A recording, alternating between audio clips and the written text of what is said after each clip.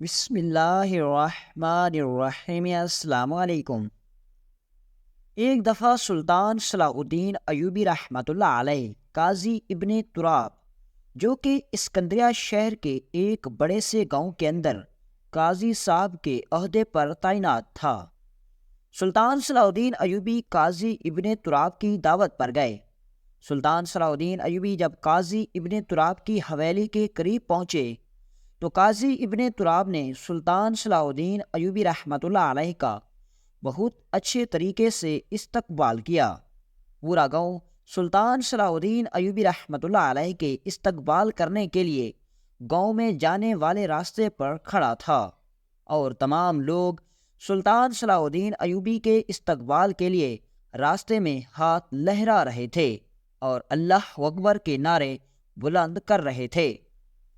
جب سلطان صلاح الدین ایوبی قاضی ابن تراب کی حویلی میں پہنچے تو قاضی ابن تراب نے سلطان صلاح الدین ایوبی رحمۃ اللہ علیہ کے لیے پسندیدہ کھانا لگوایا۔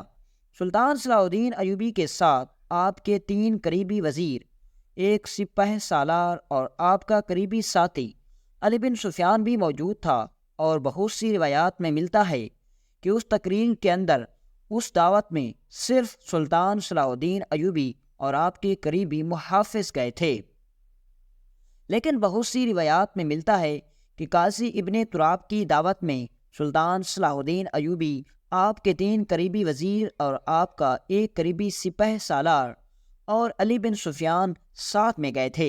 بہرحال جب سلطان صلاح الدین ایوبی رحمۃ اللہ علیہ نے کھانا کھا لیا تو سلطان صلاح الدین ایوبی رحمۃ اللہ علیہ قاضی ابن تراب سے مخاطب ہوئے اور فرمایا: قاضی صاحب، بے شک میں نے آپ کے انصاف کے بہت قصے سنے۔ میں جانتا ہوں کہ آپ بہت انصاف پسند ہیں، اور اس لیے ہی میں آپ کی دعوت پر آیا۔ اگرچہ میں نے آپ کے بارے میں اگر ذرا بھی غلط سنا ہوتا، اور اگر آپ مجھے دعوت پر لانے کے لیے مصر کا سارا سونا بھی خرچ کر دیتے تو پھر بھی آپ کی دعوت پر نہیں آتا۔ یہ سن کر قاضی صاحب نے کہا: حضور، میں یہ بات اچھے طریقے سے جانتا ہوں۔ پھر گفتگو ہونے لگی، اور اتنے میں سلطان صلاح الدین ایوبی رحمۃ اللہ علیہ نے قاضی ابن تراب سے کہا: قاضی صاحب، آپ کے 70 سالہ تجربے میں آپ نے کوئی ایسا مقدمہ حل کیا ہو جس نے آپ کو حیران کر دیا؟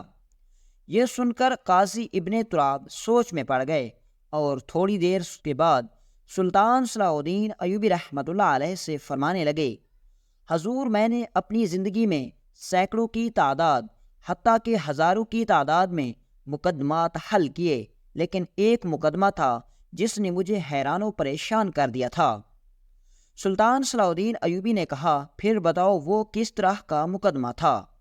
اس نے کہا: حضور، یہ واقعہ سلطان نور الدین زنگی رحمۃ اللہ علیہ کے دور سلطنت کے دوران، جب میں دمشق شہر کے اندر قاضی کے عہدے پر تعینات تھا، سلطان معظم ایک دفعہ میں عدالت میں موجود تھا۔ میرے پاس ایک نوجوان کو لایا گیا جس نے اپنے سگے ماموں کو اپنے ہی ہاتھوں سے قتل کر دیا۔ میں نے اس سے پوچھا: کیا تم اپنی صفائی میں کچھ کہنا چاہتے ہو؟ اس نے کہا: نہیں، میں اس بات کا اقرار کرتا ہوں کہ میں نے ہی اپنے ماموں کو اپنے ہی ہاتھوں سے قتل کیا، لہذا سلطان معظم، میں نے انصاف کے اصولوں کو دیکھتے ہوئے اس مجرم کو اس کے اوپر جرم ثابت ہونے کے بعد میں نے اس کو پھانسی کی سزا سنا دی۔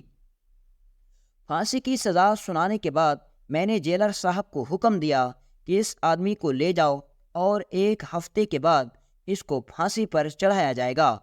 سلطان معظم، جو جیلر تھا وہ میرا اپنا بھانجا تھا، اور یہ واقعہ میں نے اپنے ہی بھانجے کے منہ زبانی سنا ہے۔ سلطان معظم، وقت گزرتا رہا، اور 1 ہفتہ مکمل ہونے کے بعد میرے بھانجے نے اس کو زندان سے نکالا، اور اس کو اب پھانسی گھاٹ کی طرف لے جایا جا رہا تھا۔ وہ جیلر میرا بھانجا تھا، اپنی منہ زبانی سناتے ہوئے کہتا ہے کہ قاضی صاحب، میں نے اس کے چہرے پر ایک عجیب سی خوشی دیکھی۔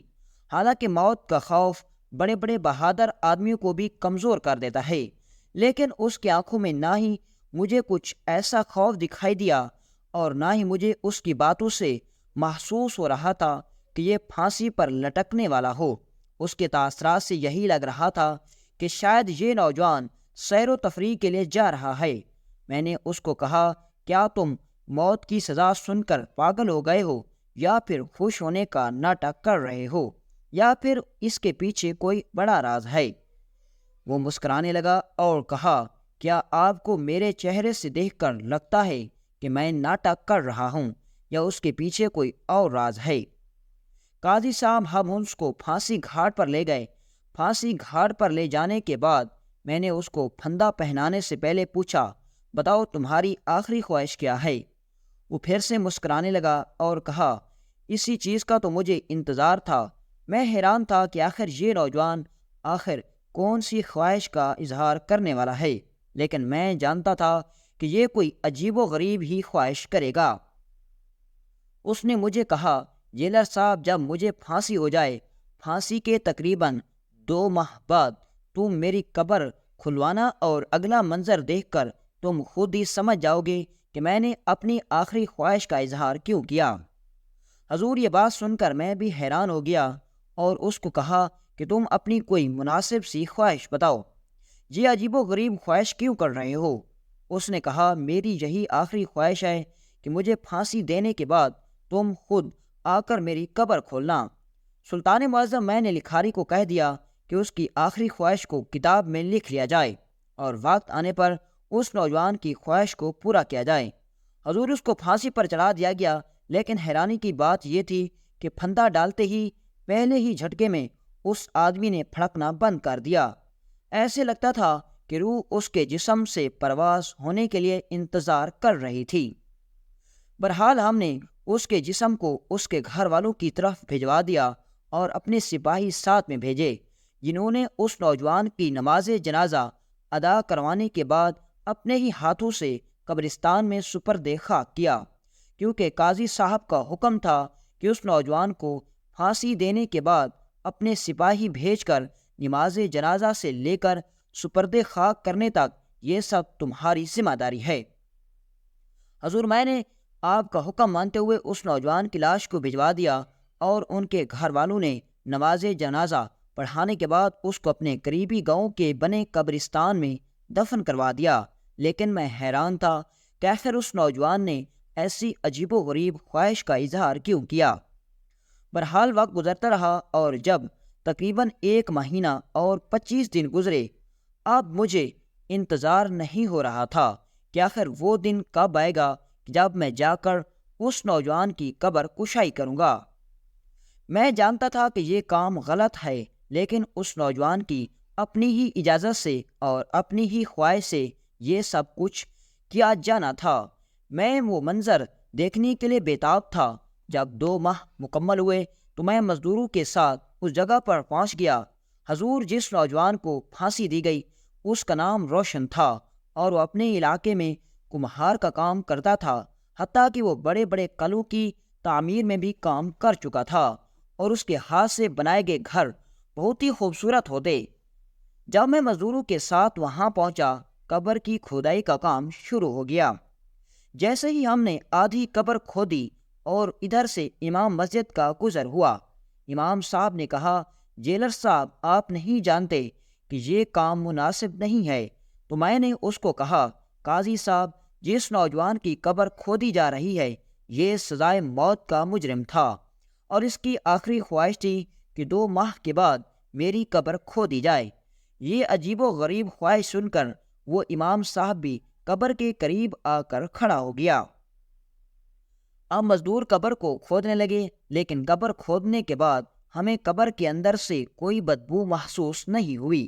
حالانکہ قبر کو 1 ہفتے بعد بھی کھولا جائے تو قبر کے اندر سے بدبو آتی ہے، لیکن جب قبر مکمل کھودی گئی اور اندر روشنی ہوئی تو اگلا منظر دیکھ کر میرے پیروں تلے زمین نکل گئی۔ میں اسی وقت اپنے گھوڑے پر سوار ہوا اور گھوڑے پر سوار ہو کر اس نوجوان کے گھر پہنچا۔ پوچھتے پوچھتے جب اس نوجوان کے گھر پہنچا تو ایک چھوٹا سا خستہ حال گھر تھا، یعنی کہ آپ سمجھ لیں کہ ایک جھونپڑی سی تھی۔ میں جب اس کے گھر پہنچا تو ایک بوڑھی عورت اپنے ہی ہاتھوں سے چھوٹے چھوٹے کمبل بنا رہی تھی، اور میں نے دیکھا کہ ایک عورت جو میرے اندر داخل ہوتے ہی اندر کمرے کے اندر چلی گئی، وہ بھی موجود تھی۔ میں سیدھا بوڑھی اماں کے پاس جا کر بیٹھ گیا اور کہا، اماں جی کیا آپ روشن کی ماں ہیں؟ اس نے کہا، جی ہاں بیٹا، تم کون ہو؟ 2 ماہ کے اندر پہلی بار کسی نے آ کر مجھ سے میرے بیٹے کا نام لے کر پوچھا۔ مجھے اس سے بڑی خوشی ہوئی۔ میں نے کہا، اماں جی آخر روشن کیا کرتا تھا اور اس نے اپنے ماموں کا قتل کیوں کیا تھا؟ آخر اس کے پیچھے کیا راز تھا؟ تو روشن کی ماں نے تجھے بتایا کہ حضور میرا بیٹا معمار تھا، وہ لوگوں کے بڑے ہی خوبصورت گھر بناتا، لیکن قسمت کہ وہ صرف لوگوں کے گھر بناتا رہا، اس کے پاس اپنا گھر اچھا بنانے کے لیے کبھی اتنے پیسے جمع نہیں ہوئے۔ ساری زندگی اس نے محنت کی اور لوگوں کے ہاں مزدوری کرتا رہا اور میری خدمت کرتا رہا اور اپنی بیوی کی بھی خدمت کرتا رہا۔ کبھی اس نے ہمیں کسی چیز کی کمی محسوس نہیں ہونے دی، لیکن جس چیز نے میرے بیٹے کی زندگی بدل دی وہ میرا بھائی یعنی کہ اس کا ماموں کا قرضہ تھا۔ میرے شوہر کی وفات سے پہلے میرے شوہر نے میرے بھائی سے قرض لیا تھا، اور جب روشن جوان ہوا اور روشن کی شادی کو چند سال گزر گئے تو میرا بھائی یعنی کہ روشن کا ماموں ہمارے گھر آیا اور کہا، مجھے میرا قرضہ چاہیے، مجھے تجارت میں کافی خسارہ آیا ہے، لہذا مجھے میرا قرضہ چاہیے۔ روشن جانتا تھا کہ وہ قرضہ یہ ساری زندگی بھی نہیں چکا سکتا تھا۔ میرے بیٹے نے اپنے ماموں کو کہا کہ مجھے 6 مہینے کا وقت دیں، میں آپ کا سارا قرض چکا دوں گا، لیکن اس کا ماموں غصے میں آ گیا اور کہا، 1 ہفتے کے بعد لوٹوں گا اور مجھے میرا پورا قرضہ چاہیے۔ جب اپنے بیٹے کو اتنی بڑی مصیبت میں دیکھا تو مجھ سے برداشت نہ ہوا اور میں بیمار ہو گئی، حتیٰ کہ میں مرنے کے قریب پہنچ چکی تھی۔ میرے بیٹے کی مجھ سے یہ حالت دیکھی نہیں گئی اور مجھے زبردستی ایک حکیم صاحب کے پاس لے گیا۔ پیچھے اس کی بیوی اکیلی تھی۔ اس کا ماموں اس کے گھر آیا، گھر کو توڑنے پھوڑنے لگا، اور جب اس کا غصہ اس کے سر سے اوپر چڑھا تو اس نے روشن کی بیوی کی عزت پر حملہ کر دیا، اور اگر اس دن روشن وقت پر نہ پہنچتا تو وہ اس کی عزت کو لوٹ لیتا۔ جب روشن نے اپنے ہی آنکھوں سے اپنی بیوی پر ایک غیر مرد کو ہاتھ ڈالتے دیکھا تو اس سے برداشت نہ ہوا اور اس نے ایک کدالہ اٹھایا اور اپنوں ماموں کے سر پر دے مارا اور وہ وہیں پر ڈھیر ہو گیا۔ جب اس بات کی خبر گاؤں والوں کو ہوئی تو انہوں نے میرے بیٹے کو قاتل سمجھ کر قاضی صاحب کے پاس پکڑ کر لے گئے، لیکن قاضی صاحب کے پاس جانے سے پہلے میرے بیٹے نے مجھے کہا تھا، امی جان آپ نے پریشان نہیں ہونا۔ میں حیران تھی کیونکہ میرے بیٹے نے ایک جیتے جاگتے آدمی کا قتل کیا اور قتل کی سزا میں اسے پھانسی ہو جانی ہے، لیکن وہ پھر بھی کہہ رہا تھا کہ امی جان آپ نے پریشان نہیں ہونا۔ لیکن میں حیران تھی کہ میرا بیٹا میرے بھائی کو قتل کرنے کے بعد خود جیل جا رہا ہے۔ مجھے اپنے بھائی کا افسوس نہیں تھا کیونکہ اس نے میری عزت پر ہاتھ ڈالا، لیکن مجھے اپنے بیٹے کی فکر تھی۔ لیکن میرا بیٹا کہتا، امی جان آپ نے پریشان نہیں ہونا، حالات صحیح ہو جائیں گے۔ لیکن ہم میں سے کوئی نہیں جانتا تھا کہ میرے بیٹے کے اس دنیا کو چھوڑ کر جانے کے بعد حالات کیسے صحیح رہیں گے۔ جب میں نے دیکھا کہ یہ سارا معاملہ ہے تو میں نے اس کی ماں سے کہا، کیا تمہارے پاس کوئی اپنے بیٹے کی آخری کوئی نشانی ہے جو تم مجھے دکھا سکو؟ کیونکہ مجھے ابھی تک اس راز کا پتہ نہیں چل رہا تھا۔ جو منظر میں نے قبر میں دیکھا، اس نے کہا، بیٹا میرا بیٹا چھوٹے چھوٹے نقشے بناتا تھا جو کہ خوبصورت سے گھروں کے ہوتے، لیکن اس جیسا گھر اپنی زندگی میں بھی نہیں بنا پایا۔ جب وہ میں نے سارے نقشے کو دیکھ رہا تھا تو اس کی بوڑھی ماں نے کہا کہ اس میں آخر ورق پر ایک ایسا بھی نقشہ بنا ہوا ہے جو اس نے جیل میں جانے سے پہلے بنایا تھا۔ میں نے آخری نقشہ دیکھا تو میرے پیروں تلے زمین نکل گئی۔ میں اس وقت دوڑتا ہوا قبرستان پہنچا اور ان مزدوروں کو کہا کہ اس قبر کے ارد گرد بھی کھدائی کرو۔ جب ارد گرد کھدائی کی گئی تو میرا شک دور ہو گیا اور حقیقت کھل کر میرے سامنے آ گئی۔ میں نے اسی وقت سپاہی کو حکم دیا کہ اس قبر میں رہنے والے جا کر گورکن کو بلاؤ۔ سپاہی گیا اور گورکن کو ساتھ لے آیا۔ جب گورکن نے بھی قبر کو دیکھا تو وہ بھی ڈرنے لگا کیونکہ وہ بھی اس جرم میں برابر کا شریک تھا۔ اصل میں جب اس کی قبر کھدائی کی گئی تو اس قبر کے اندر ایک چھوٹی سی سرنگ بنائی گئی تھی جو کہ سیدھا قبرستان سے باہر کھلتی تھی، اور کسی کو بھی شک نہیں ہوا کہ اس قبر کے اندر دفن کرنے کے بعد وہ معمار سیدھا اس قبر سے نکل کر کہیں غائب ہو گیا۔ لیکن یہ سوال میرے دماغ میں تھا کہ ہم نے تو اس کو پھانسی دے دی، آخر وہ زندہ کیسے تھا؟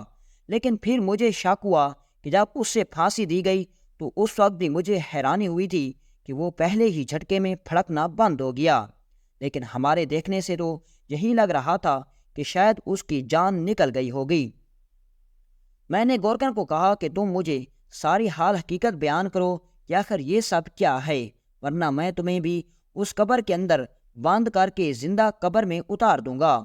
اس نے کہا آپ مجھے کچھ نہ کہیں، میں سچ سچ بتانے کے لیے تیار ہوں۔ اس نے کہا کہ قبر کے اندر دفن ہونے والا روشن نام کا نوجوان میرا بہت ہی قریبی دوست تھا۔ اکثر اوقات وہ قبرستان میں قبر بنانے آتا تو میری اس سے بات ہوتی رہتی، اور جب وہ خود کو قانون کے حوالے کرنے لگا تو اس نے مجھے آ کر بتایا تھا کہ میں کیا چال چلنے والا ہوں، کیونکہ وہ جانتا تھا کہ وہ بے گناہ ہے، کیونکہ اس نے اپنی بیوی کی عزت کو بچاتے ہوئے اپنے ماموں کو قتل کیا تھا۔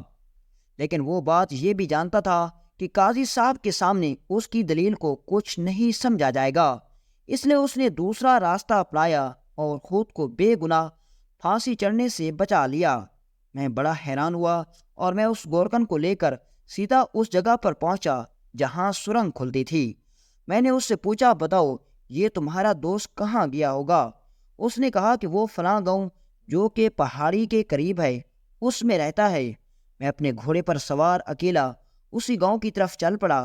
جب میں اس گاؤں میں پہنچا تو دیکھا کہ ایک گھر کی تعمیر ہو رہی تھی اور ایک معمار بڑی ہی محنت سے گھر تعمیر کر رہا تھا، اور جب اس نے پیچھے پلٹ کر دیکھا تو میں گھوڑے سے گر پڑا، کیونکہ یہ تو وہی آدمی روشن تھا جس کو میں نے اپنے ہی ہاتھوں سے پھانسی دی تھی۔ میں بڑا حیران ہو گیا اور اس سے پوچھا تم یہاں کیسے؟ اس نے مجھے بتایا کہ تمہیں ساری حال حقیقت کا پتہ تو چل گیا ہوگا، لیکن جب تم نے میری قبر کو کھولا ہوگا اب مزید میرے پاس بتانے کے لیے کچھ نہیں۔ تو میں نے اس کو کہا کہ تم انصاف لینے کے لیے قاضی صاحب کے پاس کوئی دلیل دے سکتے تھے یا کوئی گواہ پیش کر سکتے تھے، لیکن تم نے غلط راستہ کیوں اپنایا؟ اس نے کہا میں جانتا تھا کہ ماموں بہت طاقتور آدمی تھا اور اس کے وارث گواہوں کو بھی خرید لیں گے، اس لیے میں نے دوسرا راستہ اپنایا۔ میں بڑا حیران ہو گیا کیونکہ اب میں نے اسے پکڑا اور سیدھا قاضی صاحب کے پاس لے آیا، یعنی کہ وہ میرے پاس لے آیا۔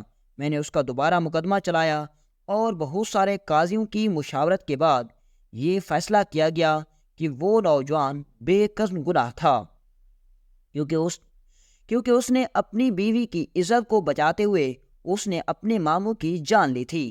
سلطان معظم، یہ میری زندگی کا سب سے بڑا انوکھا اور عجیب مقدمہ تھا کہ ایک نوجوان کو پھانسی کی سزا سنانے کے بعد پھانسی دی گئی، حتیٰ کہ اس کو قبر میں لٹایا گیا، لیکن پھر اس کا دوبارہ مقدمہ چلا اور وہ نوجوان بالکل رہا ہو گیا۔ یہ سن کر سلطان صلاح الدین ایوبی رحمۃ اللہ علیہ حیران ہو گئے کہ اس نوجوان کا طریقہ بالکل غلط تھا، لیکن وہ عقل مند تھا اور اس سے عقل مندی کی وجہ سے اس نے اپنی جان بچا لی۔